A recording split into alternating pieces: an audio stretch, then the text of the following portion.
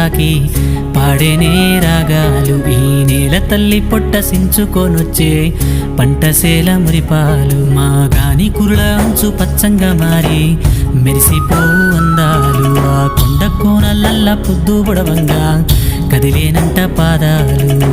ఉన్న ఊరిని కన్నవారిని ఇడిసి పెట్టాడన్నా, కంటి పాపకను రెప్పవాలకుండా కాపుగాస్తాడన్నా.